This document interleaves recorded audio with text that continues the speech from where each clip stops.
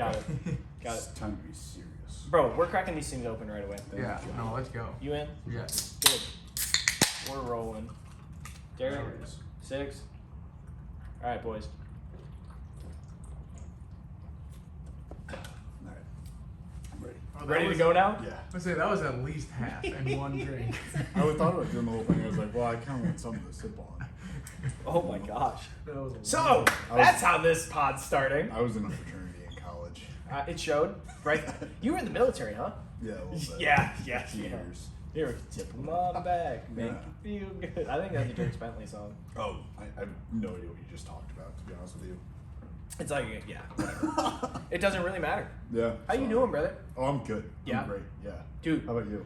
I'm fantastic. It's Yeah. been a little cold the last couple of days, but I was just chilly. outside to grab the mics, and it's getting nice. It is getting nice. I think it's supposed to be a really nice weekend. Yeah, and I think it's actually supposed to be like warm. Yeah. Which is weird. The people that aren't in, I actually talked about this on my story the other day, how people that don't live in St. Louis, like I love St. Louis, don't get me wrong, but weather-wise, they're lucky people. It's weird. It's. I mean, 2 St. years Louis. ago, two years ago, it was 75 degrees on Christmas, and then this last year, like it was still mild, but 3 days ago it was 72. I woke up and it was 28 degrees. What the hell? But then like now, what, it's like 50s right now? It's 55 and like the sun is out. The sky is looking gorgeous. It looks like God's painting out there. Like with the sun kind of going down That sounds nice. and bouncing off these 1P buildings. Oh, yeah. Oh. Yeah. I have, It's looking sexy. one of my guy Josh was saying the other day, he was like, yeah, dude, here in California, it's always the same weather all the time. I forget where he said in California specifically, but whenever I watch his videos, it looks like there's always like snow on the ground. I'm like, okay, doesn't sound like the part of California I want to go to. No, if I'm going to California and I'm Yeah. putting up with that state, it's gonna be sunny. Let's just be real. That's what I'm saying. Yeah. Now, I would say I do like the mountains, Mhm. and I feel like I like the ability to go to the mountains. we gotta think like, what kind of hippie do you want to be around? Huh. Do you want to be around the beach hippie or the mountain hippie? Mountain hippie. That's what I'm saying. I think Yeah, mountain if I hippie's- have to pick a hippie, I'm being around the mountain hippie. Mountain hippie's gonna be a little more normal. I feel like. A little Yeah, less- they forage. They probably hunt a little Yeah. bit. I mean, they still smoke. yeah, but they're more like smokers, not so much like, oh, I do crack True. and Yeah. go to the bathroom on Hey. people's lawns and stuff like that. And they do probably enjoy like a campfire, like hanging out, telling stories, playing some music, playing a guitar around. I can see that. They're outside of the big city. So mountain hippies. I think mountain hippies. I are agree. great. Those are the people I'd rather be with. I concur. You want to go to the in the West Virginia hippies? They're not hippies though. That's what I would probably. I feel like would be. I don't know. That's a hard one because West Virginia, I feel like is. An those people don't interesting want to be state. found. I don't think No. those. Yeah. They wouldn't take too kindly to me just appearing in their neighborhood. They'd be like, they would just smell the Missouri on me. And Yeah. be like, I think they smell any outsider. yeah, you don't belong in these here Yeah, bars. so. Yeah. Oh no. So I'd be like, oh. But then we'd probably high five because they didn't secede from the U.S. They were part of because that was when it was all Virginia. Mm-hmm. When they stayed during the Civil War. So the people of West Virginia are good old-fashioned Americans. Yankees. Yankees. Good people. Yep. Not that there's anything wrong with the Southerners. We but, brought them back in. Yeah. Yeah. Civil We War didn't, wasn't but- super cool, but Yeah, there was a lot of people that died in the Civil War. Yeah, that was I watched a pretty video unbelievable. on Gettysburg the other day. really, Crazy. yeah. Crazy. Yeah, like how it was like the reason Gettysburg was like so important was because it was a major trade route going to the west. And like that's why like there was such a big buildup in the town of Gettysburg. And it was just like all of a sudden the armies just met and they're just like, what the hell? And it was because it started out as a trade route, and that's why it was such a controlling like interest to both sides. That makes sense. Yeah.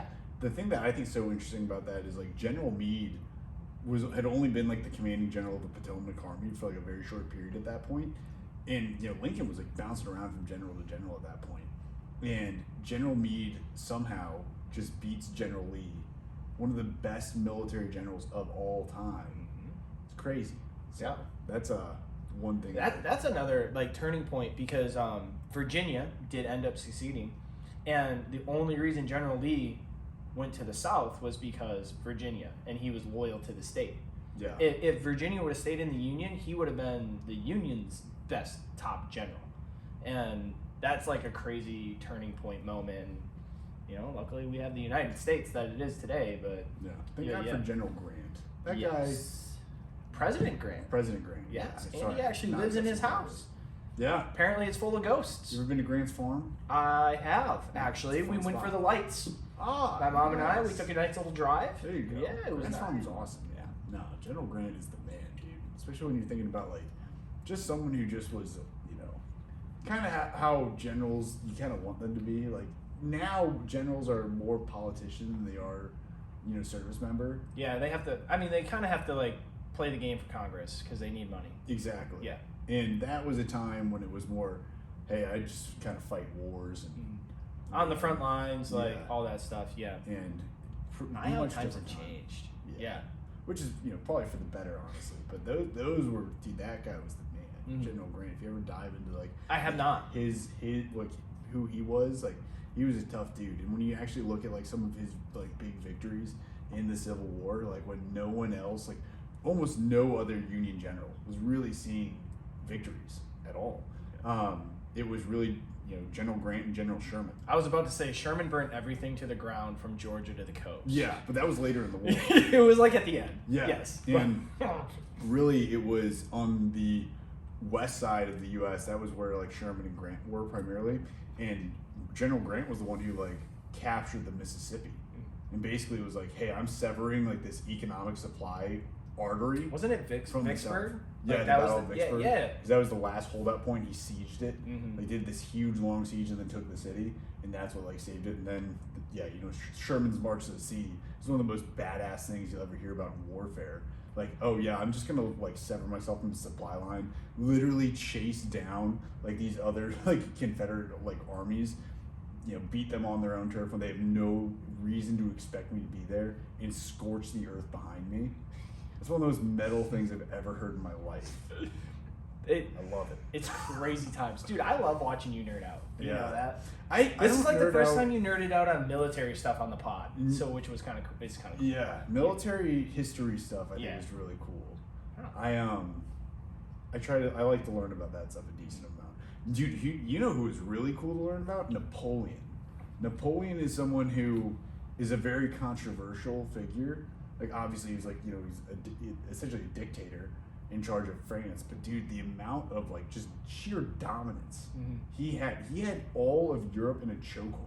To be like the first, like when Europe was literally just having so many revolutions, like almost like annually, and France was just like a country that was, I don't want to say I in mean, they're on their ruins, but fourth republic, so yeah, they were at a point where they cut off a lot of heads. there was no stability. And he took that country and was like, hey, I'm cleaning everything up, established the Napoleonic Code, created like literally Europe at one point was completely at peace, which is wild. Like, you know, this is a time when European Well, monarchies didn't get Germania, along. the Prussians, like they were all still there, and like, Yes. like yeah. So like, what Europe is today is not what it was. No. Like, yeah. So Very like, they different. really didn't like each other No. back then. These are like days of the Holy Roman Empire still existing, Yeah. which is wild. So I have a question for you, being Yes. a very astute history buff, especially when it comes to armies in wartime, right? Okay. I Why- may not be, I'm not an expert in this by any means. Well, It's just something I dabble with. I like to talk you up, but Thank you. Something's got to do it. why the hell do people, when they're doing good, Mm. right? Invade Russia. In the Yes. I knew that was where you were going. I knew Why that did was they where try you were it? It's huge, and it only has like a little bit of space to where like it's actually usable. Mm. And other than that, like it's cold. I think where a lot of people mess up is that They go during winter. well, so Napoleon invaded Russia in the summer. Yeah, but then It they just took that long. and they burnt everything, so then they couldn't. Like the Russians, as they retreated, burnt everything. Yeah. right? So the Russian Tsar Alexander, I think it was Alexander the First at that point.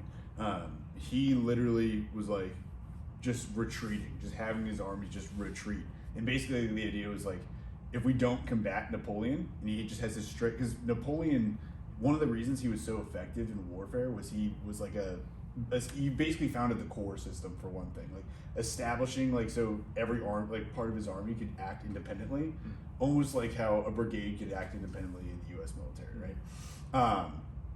But when he was doing this, one of the reasons they were able to move so fast was they pretty much lived off of the land. Like they didn't rely on a lot of like supply chains and stuff like that. Like that logistical nightmare that would create allowed them to move a lot faster. But when he moved into Russia, he had to move a lot slower because he needed those supply chains going that deep into enemy lines. Because you gotta think like the border of like, you know, Austria, like where to invade in there, not that big. Yeah. You know, so in order to actually go in and capture a country of that size, it's not that big. Most countries in Europe are not that large. No, I mean, Alaska's like the size of Europe. Yeah, Russia is monumental, right? So now all of a sudden you need all of these supply chains to get you your equipment, your food, things like that. He almost caught Alexander's army, and I think it was his like around his birthday. So he stopped and they like had a celebration for his birthday, and then continued the pursuit. But they captured Moscow. Like for all intents and purposes, like Napoleon was successful in the fact that he invaded and captured like the crown jewel of the country, you know, the capital city. But like they didn't surrender. He didn't keep going, and then he realized, oh, it's gonna be winter soon, and that's why they left. And like still were like trying to basically race against the cold. But when you look at guys like, let's think about like Hitler, right? Hitler was someone who really kind of had a legitimate chance and messed it up pretty bad. Did he? All right, so I'm not like well versed. I only know a little bit about the Battle of Stalingrad, but like with Hitler, he had a deal in place to where Russia wasn't even going to be an issue. No. And he still did it. Yeah. And it was just like one of the turning points in the war. So at this point, when Hitler invaded Russia, things were looking pretty good for him, right? Yeah. And he's obviously getting cocky. Like when you look at like Hitler, he's a megalomaniac. Like dude thought he was cracked out and exactly, and he definitely thought that I mean, people were hyping him up because he did have really good knowledge of military like tactics. Which is wild since he was like a corporal. So the fact they could maneuver such large units is wild. But some of the stuff that he would do, like he would really just like encircle other like armies and basically force them into surrender and just capture these monumental amounts of troops. And he was doing that in Russia and was doing like seeing a lot of success. But then winter came, kept trying to push. And when that happened, like since he didn't like just dig in and be like, all right, we're gonna hold the line until summertime comes or at least springtime comes, it allowed Russia, who's experienced in fighting in the cold, to start like actually attacking them. But the other downside of that was during this time frame, because he had to wait so long when he eventually did dig in, like Russia was just like, oh well, we do have all of these like economic supply hubs in, at that point I guess like Eastern Europe, or Western Europe, but they just moved them all to the east since Russia's so big, so they could just still pump out aircraft, pump out all these weapons and machines. But Hitler kept being cocky, started like, because he was, after that I think he was trying to invade the Caucasus region of Russia, which is rich in like oil, things like that, like a lot of natural supplies. What they needed To really be able to continue fighting like an all-encompassing global war. So his idea was like, okay, I'm going to cut off the Russian supply chain from the Caucasus and use all this oil for myself. And when he did that, he rerouted some of his troops too early, kind of left them undermanned, and as a result, that was like the big start to his unraveling in Russia. At least that is my very baseline understanding from YouTube videos. It's also, I think, Russia has a tendency to just throw more bodies at it. Like, there's a problem, we're just gonna throw another unit. There's another problem, what's a few more people? Yeah. And it's like the country culture, like defend the land of Russia, runs deep. Like, it's crazy. Have you seen that picture? It's like an internet meme. I don't know why I say internet meme. It's a meme. I know it sounded so 2014 just there. Sure, you don't want to chug the rest of that? I'll be good. But it's like ways to armor your tank. It was like heavy metal, and this is like World War II time frame. Like heavy metal sandbags, and then there's like Russia. Bodies. Like oh my god! It's literally just people just like on the tank. That's Like I'm just gonna catch a Sabo round. Oh my gosh! But it's the bad. truth. Like Russia's defense tactics is more bodies, and it's just like it's crazy how many people died in Russia, and then like What's like? Would you rather go get shot or go to the gulag? that's true. I'd rather take my chances with a rifle in my hand Yeah. at that point in time. Dude, some of the stuff that like Russia has experimented with, I forget what island it was, but they literally just took a bunch of like war prisoners and just We like talking Cannibal Island? I don't know if that's like I'm trying to think of the actual name. I'm sure that's what it is, but they like basically it was like for 3 weeks or something like that. They put everybody on It that. is. You know what I'm talking about? I do. There's an amazing YouTube channel that explains it. It's not Simple History. No, They it's not talk Simple about it, History. too. It's not. It might be biographics. No, geographics.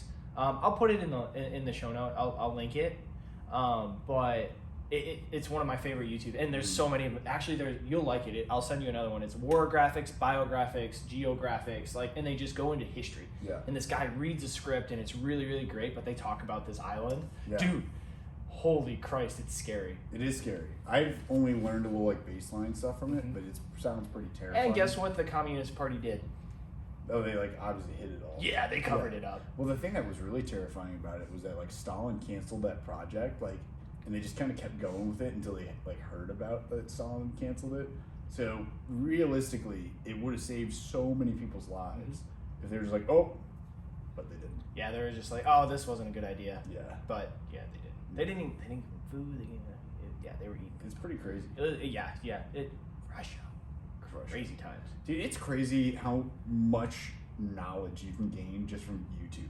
Like, there's trash stuff on YouTube. Don't get me wrong, and I watch trash stuff on YouTube sometimes. Yeah. facts. Like, yeah, but Yeah, they're best of both worlds. best of both worlds. But there is still like so much good information out there too. Well, cause like I talk about it like, hey, if you want to learn a skill, higher education, read a book, and I always say YouTube University, greatest thing ever. And people are like, YouTube has a university? Like, no, it's just YouTube. guys, look whatever you want. Like, how do I do this? And start there. People don't know what that means when you say like something university. If you're not in the military, I've realized that. Oh, really? Yeah. I forget where I said that. I think I said like, it was when I was still in the warehouse. I was like, oh yeah, we can do like a product university. And they're like, what's product university? I was like, we'll talk about products and I'll go over them with you. And I was like, do you not know what? Like, and then I was like, oh wait, you weren't in the military. That makes sense. I'm sorry. I didn't know that was a military thing. It's a military. I thing. really It makes did not sense know. to me, Yeah. and I was definitely never in the military. Thank you, so, Six. That's yeah. what I'm saying. Man, these I was about to say goofball that. civilians out here. Yeah. You know, they don't get Yeah, it. no, I heard you say They don't get YouTube it. University a long time ago. I started saying that all the time because Yeah. that's my It's the favorite truth, school though. to go to. I like it. It's the truth. Yeah. Yeah, but yeah, 100%. Like, you can go on a rabbit hole of like just funny videos. Mm. I feel that, but there's just so much knowledge out on YouTube. Some you have to parse through because it's not good knowledge, but you can also use that at being like, oh, I'm just not going to do that. Yeah, there's a lot of information out there, and I think it's just being able to not only critically think, because like the thing that sucks is people speak with so much conviction. You have that to they get know- attention. Yes, but it's so like when you're a little well versed in something, you're like, dude, that's just so outlandish. But this person speaks with so much authority that people just believe it, and I don't blame them because I would have too if I like didn't have the education in the background I did. Yeah, it's crazy, but like that's the internet. Like if you put on a mask of like you're a confident individual and you can use some like buzzwords, like people will just like go along with it because they don't necessarily want to check. And I don't know if that's kind of like signs of the times. They're like they don't want to check the information. Like you hear something and you're just like, I'm gonna go do such and such to see and to kind of verify the information, right? And I think that's what we all have to get better at, because like we're in such an instant society of like, oh, I can just go to the next video and like next TikTok. And now the algorithm knows what you like.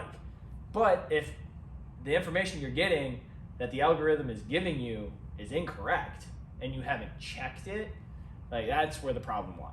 Yeah, and I think a big like exercise version of this Yeah. is how many people like are now completely believe like everything Mike Menser said. Oh, Of yeah. you know, oh, so you know who Mike Menser is? I do, but I don't. So he like I was- know Yeah, who he is. pro bodybuilder Yeah. who his big thing was like minimum volume.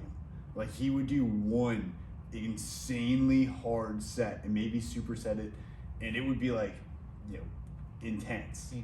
Like, Beyond failure. Beyond like drop failure. sets, like yeah, intensifiers. myo every single reps, set. like anything you could possibly add to add some intensity, Wow.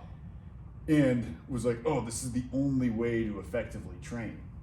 Once again, the only Yeah. way. And that's Conviction. That needs to be. That's somewhat of a red flag right there. Like if you have somebody who they're like, this is the only way to do something. Sometimes it's the case, but in the fitness world, not typically. I would say You know? it depends is the best answer for the fitness world. Yeah, For that's every like, question. For every question in the fitness world. How do I eat? It depends. How Yeah. are you eating? It's Like, a how better, how do I best train? situation. Yeah. Yeah, I actually had a conversation with one of my guys, Bob, today, and Mhm. Bob asked me in his assessment, like, "Hey, is it cool if I have 500 extra calories left? I hit my protein goal. Can I eat pizza rolls?" I was like, "Bob, this is a lifestyle. Yeah, eat your pizza rolls. That's great. I want you to eat the pizza rolls. Mhm. You know, because he's just trying to like lose some body fat, still feel good. It's not like he's trying to go out and run the marathon in the Olympics. And he's still gonna throw him in the app. He's gonna track the damn He thing. did, I He hit saw his him. protein. Yeah, and he hit his protein goal, so he knows what went in. Yeah. And he had those 500 calories to play with. Like, Yeah.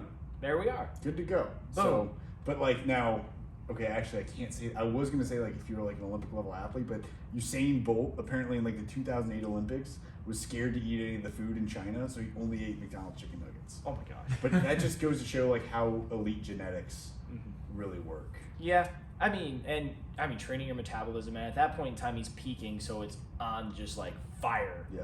like, and everything like that. So, because he probably had everything just dialed in at that point in time. Well, I bet it's that, and then on top of it, just I mean, that guy was just a freak of nature. He was, You know, he was. You could have fed that guy like lard, and he would still be the fastest man. It's crazy. It's ridiculous. It's With crazy. how many lengths? he I can go by. love his quote though, of like, I worked for 9 years to run 9 seconds and set the world record. Yeah. Like, or it wasn't something like that. It was X amount of years, but he's just like, you guys don't see the work. You see the 9.6 seconds that it took me to run the 100-meter dash, but you didn't see all of the early mornings, all of the work behind the scenes, probably all of the nutrition that he hit, because like to be an elite level athlete, guarantee you he's on his nutrition more than not, Yeah. right? and Even with the genetics, because it's coupled with good genetics, and it's coupled with doing the right things, and working hard is what actually makes you an elite level athlete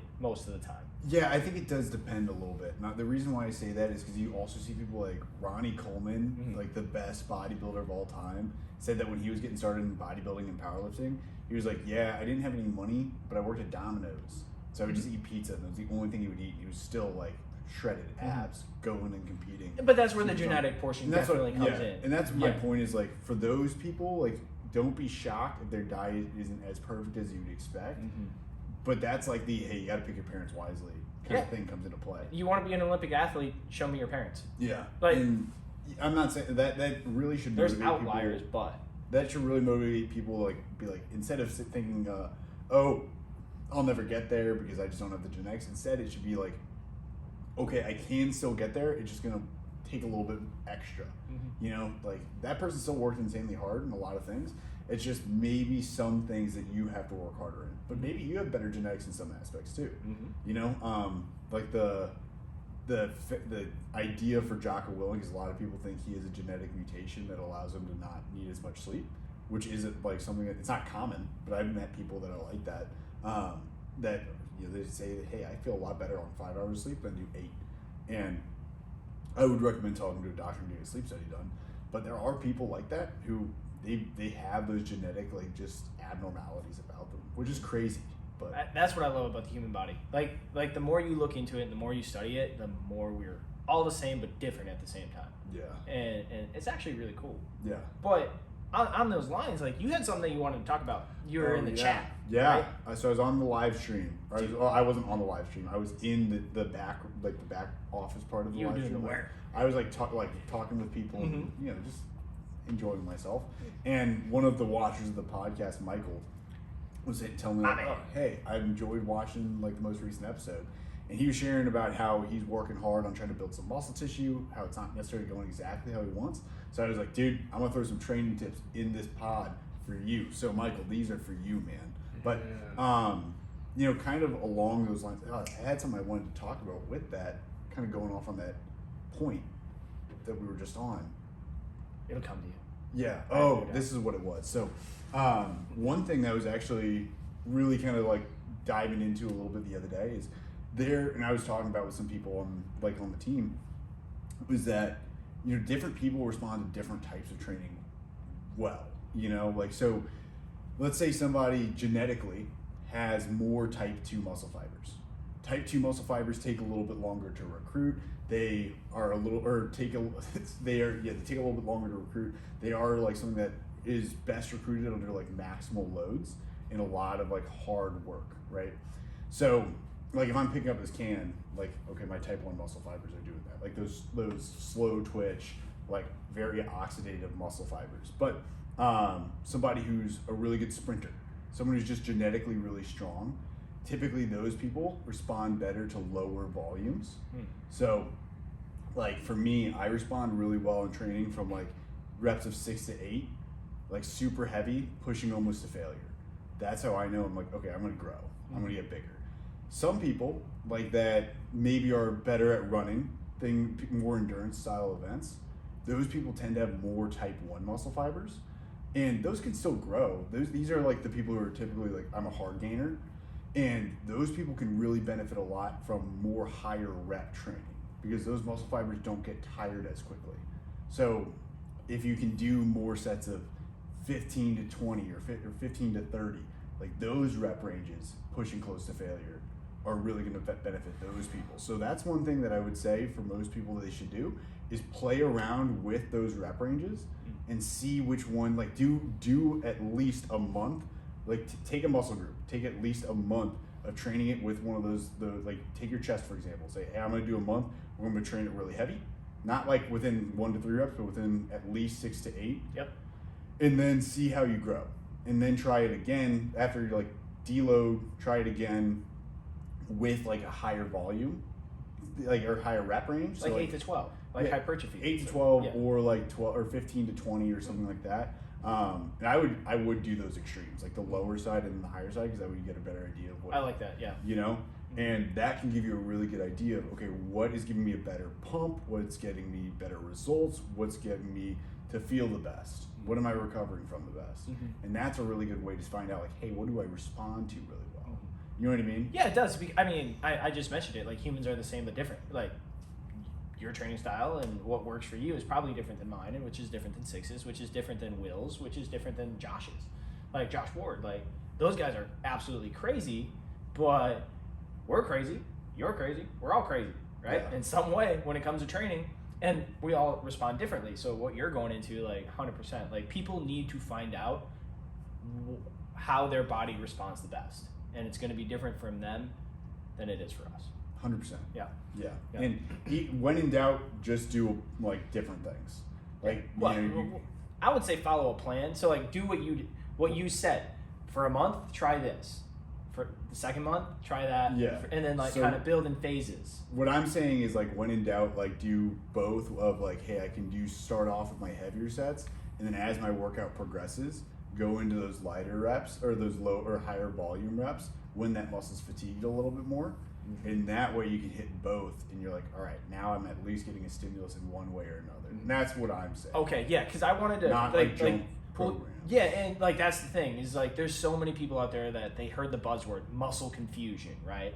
So then all of a sudden they're just like, well, today Monday I'm gonna do 8 to 12, and then Tuesday I'm just gonna do 30, and it's just like, oh no, don't do that. Like follow a program, because the only way that you're going to be able to figure out what works is if you stay consistent over a month, right? 3 weeks to a month, the body adapts, and then you switch the reps to see when you're consistent again for another month. Does that kind of align with what? Okay. That's exactly what I just don't want people to throw stuff at the wall and like hope it sticks when we actually have something that can like help it stick a little bit more. Yeah, I would say if anything, sticking to a game plan for at least like a mesocycle, like 4 to 6 weeks, giving that a try. But then before you try something else, deload. Like, don't just go straight from 6 weeks. Like, if I'm trying to grow my chest and I do that for 6 weeks, like the heavy stuff, and then I go straight into the lower volume stuff, it's really going to mess with my results of the lower volume or the higher rep range stuff. And the reason why is because my chest is just getting beat the crap out of for 6 weeks of heavy training. So if I just did that for 6 weeks of heavy training and then I'm like, oh, I'm fatigued, my joints are tired. And you put all those reps on top of it? Yeah, not the best idea. So if you deload first, and then you say, all right, like, wait, explain deload just for like a quick, like 1 or 2 sentences. Taking some time to like really allow your body to recover. So you're training less hard, or less frequently. Kind of going for like activation, cutting the days down, cutting the total volume down. The way I recommend to deload for people is take about a third of the volume that you're normally doing. So let's say you do for chest on a normal chest day, you do 10 exercises, or not 10 exercises, 10 sets. Sorry, that would be absurd. But if you did 10 sets. We're definitely not deloading for doing 10 exercises. Instead, 3 to 4 sets. But during those 3 to 4 sets, still get within like a rep or two of failure. Don't necessarily push all the way to failure, but really about a third, of your maintenance volume, or a third of the volume you normally do is about your maintenance volume. And even if you just took the whole week off, you're not going to lose muscle mass. Like the scale might artificially go down. You may not have the same, like, you may not look as full, but that's literally from water retention just kind of going away. Yeah. So I honestly would just say like, hey, just cut your volume in half or in a third, or cut 2/3 of it out. And that's usually in my opinion, the best way to really deload, especially from a bodybuilding standpoint. Yeah, and then the joints will start feeling better, and then when you come back, you'll be able to hit it even harder. Exactly. So speaking of that, so we covered that, right?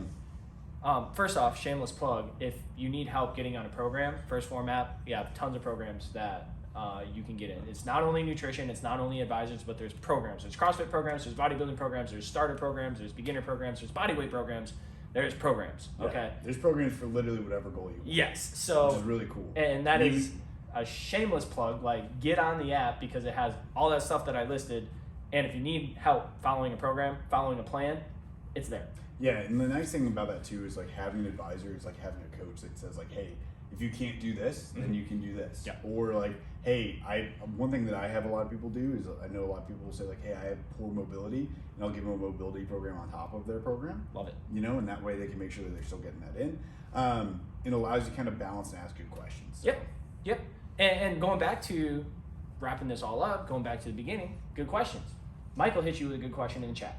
Oh, yes. Let's cover that. Talking about, like, hey, how do I... or like really more so like, hey, can I get some training tips?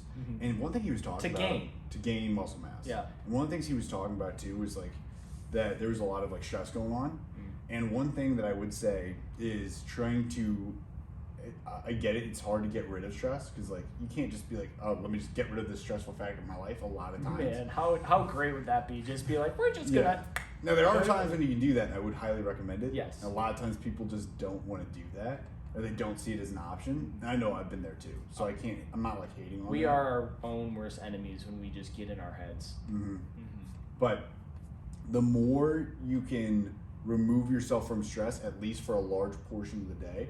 So like when you get off work or whatever, allowing yourself that time to really decompress is important.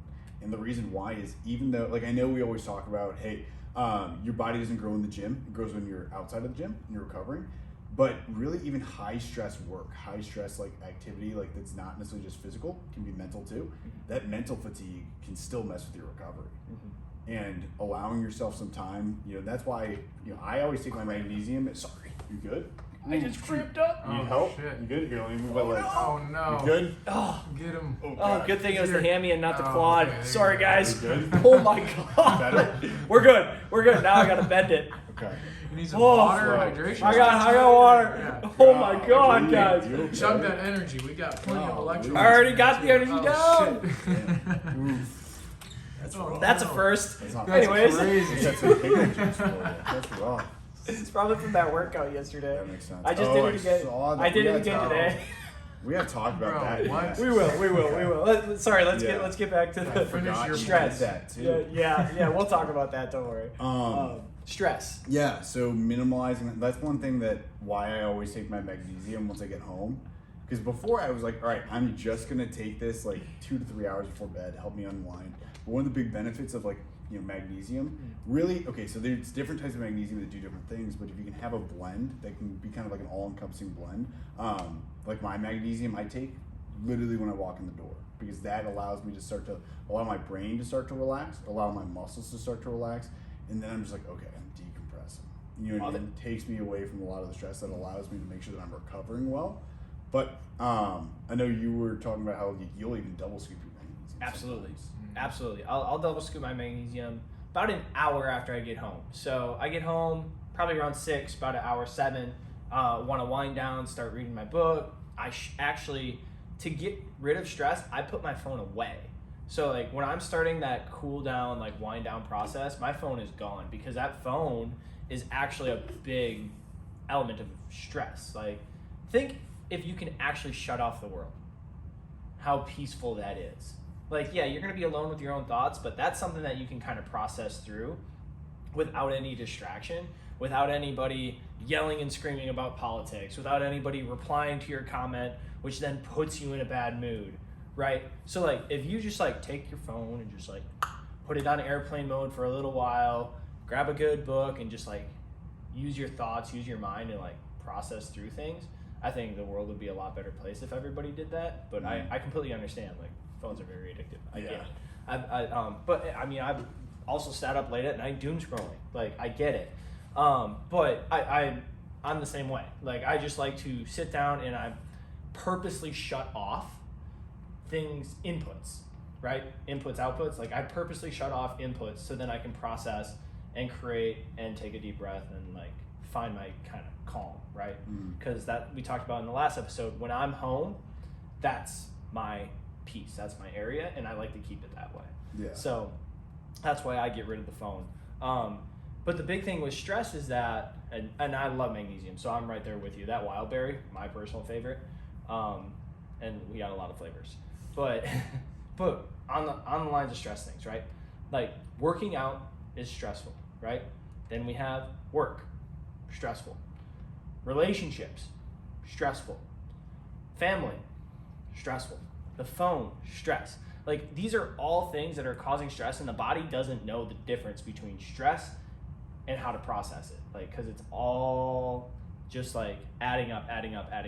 So processing through that stress and like trying to get rid of things, I hate using the word try, but actually actively getting rid of things is one of the most important things to gaining weight, because you want the least amount of stress on you so that then your muscles can recover faster. So your body isn't having a reaction in all these different ways. It can actually focus on repairing the muscle, which then creates the growth. Yeah. Like, ideal bodybuilder day would be wake up, eat, go to the gym, post-workout nutrition, Eat some more. Sleep. take a nap, wake up, eat, Mm-hmm. go bed. That'd be like ideal bodybuilder day. But we're not sponsored, so we don't get to No, do that. no. But that's the truth. Yeah.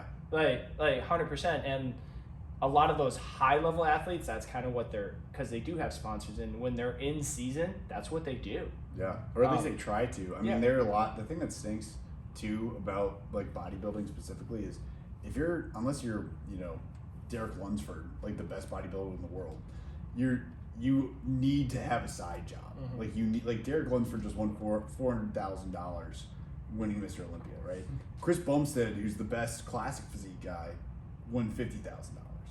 Like, if Chris Bumstead's not starting businesses and running like his organizations, then guess what? Chris Bumstead is not going to be living large. You know what I mean? He's not going to be able to afford to be able to keep doing Got a that. shiny trophy.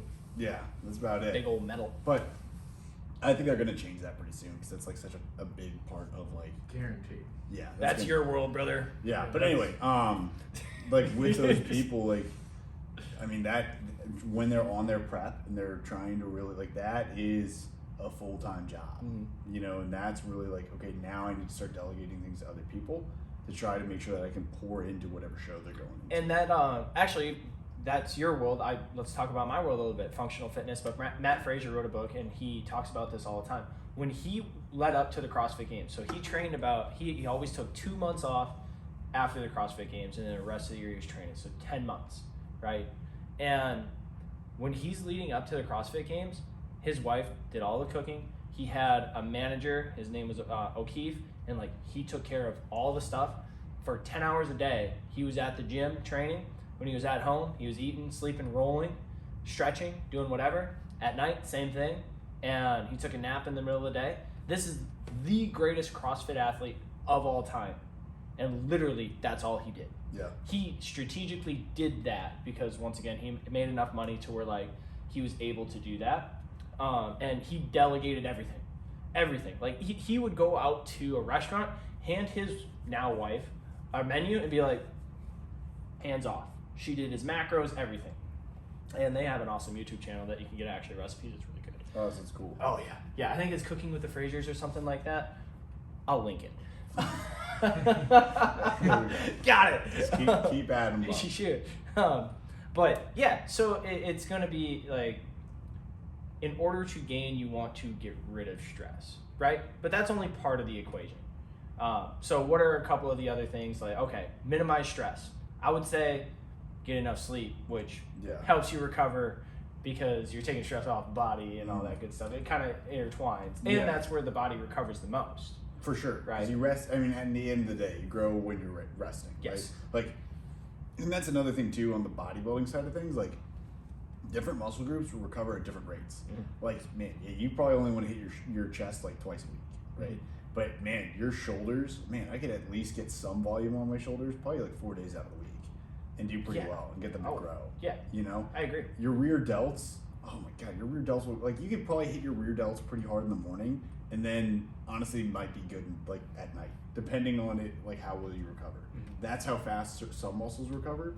But it's, I would say just be safe. Just hit everything. If you can hit things like pretty much twice a week, maybe 3, then you're in a good spot. Now, the last 2 big in the gym training tips I like to give people are, I posted about this on my Instagram the other day, doing a long lowering phase, like that eccentric phase.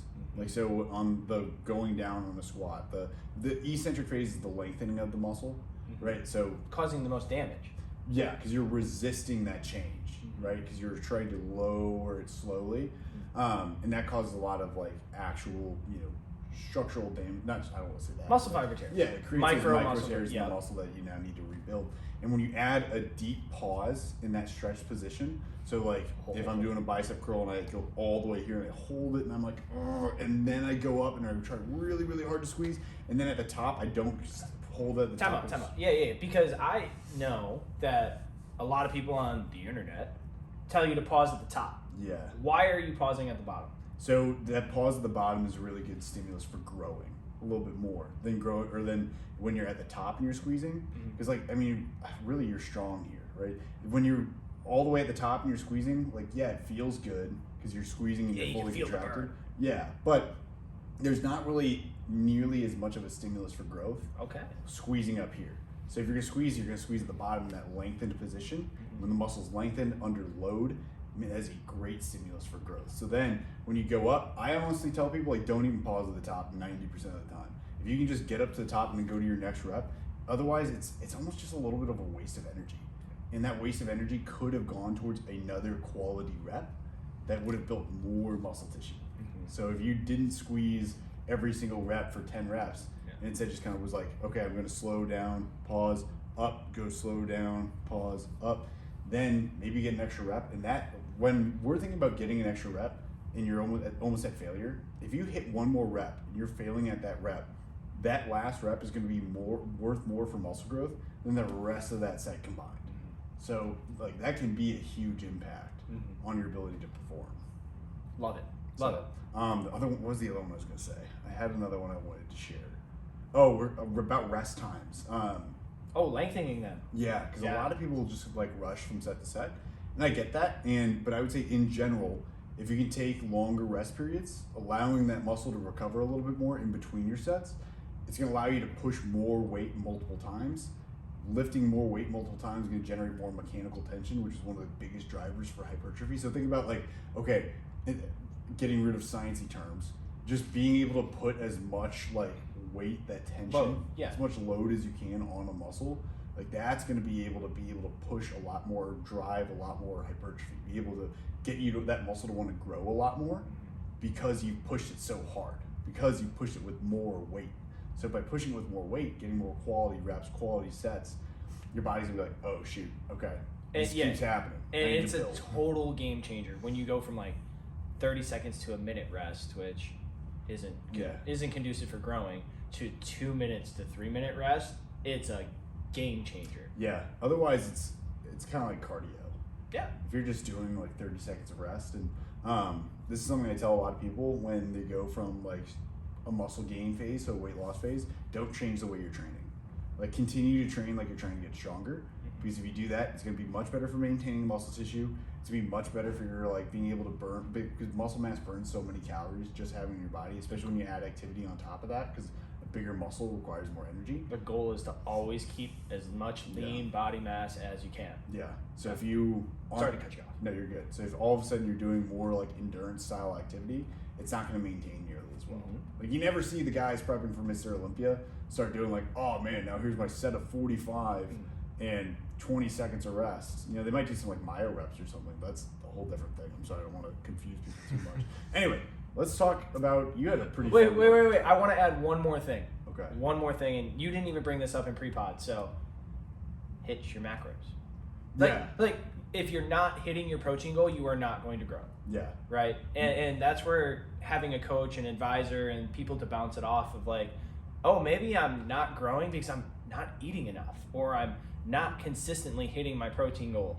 And that goes into being able to recover. That goes into everything. So if you're not hitting your macros, if you don't even track your macros and you're not growing, you're probably in a calorie deficit or at maintenance. You have to be in a surplus in order to grow. Yeah, I always like to use the analogy of your body needs a little extra energy in the form of calories, right? It's kind of like if you're building a house, right? Let's say you have like, you know, you're trying to build this house and there's no one to put the bricks and mortar together, right? That protein together, right? But, you know, like all of a sudden you give your body a little extra, right? Some extra workers show up and like those calories. That energy can help build that muscle tissue a lot more, because at the end of the day, your body's not going to spare energy that it doesn't have towards something that's not really essential towards life. It'll try to make sure that it's recovering that muscle like best it can, but it's not going to be like, okay, now let me try to use more for growing. Yeah. If you're in a severe calorie deficit. Yeah, I just had to throw that in there at the end there. Yeah. Now I will say, like, I do think like the main gaining idea is true. Like I do think you can gain slowly while you're in like calorie maintenance. It is much harder in a calorie deficit. There's like some science there that's a little interesting. It depends on who you are. Like if you are, so like people who are very like have a lot of body fat to lose, they can, you know, or someone who is not very experienced with training, absolutely. And you know, I have a lot of people who even like because they have a decent amount of body fat to lose, they've seen a lot of strength gains, and that is a thing. So it just kind of depends on the situation. You definitely have to talk to your coach about it or your advisor, and that's someone who could definitely set you straight on if it's a realistic goal or not. Perfect. Yeah. So workout I did yesterday. Yeah. Iron Cowboy. No, he wasn't there. He wasn't there? No, he was at the Legionnaire workout on Wednesday. Okay. Not yesterday. So It doesn't matter. Will was we got a bunch of animals. We got a bunch of animals together. Yeah. We threw on our vests and we threw down, right? And let's just say, if you were at the end and you weren't kind of like figuring out what you were doing with your life, you didn't go hard enough. Like when you put a bunch of high level individuals in the same room and tell them to get after it, and it was a functional fitness CrossFit based workout, to where like we're gonna die. And we had a bunch of exercises, an hour time cap, 20-pound vest at the minimum, partner workout. We went down the board and we went back up. Who's your partner? I had Quan. Oh, I was about to say, dude, yeah, you had a good partner. I did. Oh, yeah. I did. Quan checked out on the wall balls. Oh, no. Wall balls get a lot of people. Yeah. My partner was one of them. He did great, dude. Quan's an athlete. He is, and he showed just it. Looks like an athlete. And he showed it too. And he's more than looks. That's the best part. Yeah. But there's stuff. something about those wall balls that they get you. Yeah. They get you. So if people don't know what a wall ball is, you take it's literally called a wall ball. It's like a weighted ball, big one. And you squat down, then you have a target at the top, and you throw the ball up and you catch it and you do that again. And woo, they get spicy. So, but yeah, so the second time we went through, because we went down and up, the wall balls, got him. And then we ended with the assault bike. Yeah. I saw you pushing on that. Brother, I was a little baby deer afterwards. Yeah. And then I fell down after taking off my The vest. assault bike is a sneaky quad killer. Oh, 100%. And after, because we did jumps, we did burpees, we did wall balls, like our quads were gone, right? We did box jumps. So it was just like, hey, buddy, you're going to feel this. And as the day went on today, my legs progressively got worse. Really? 100%.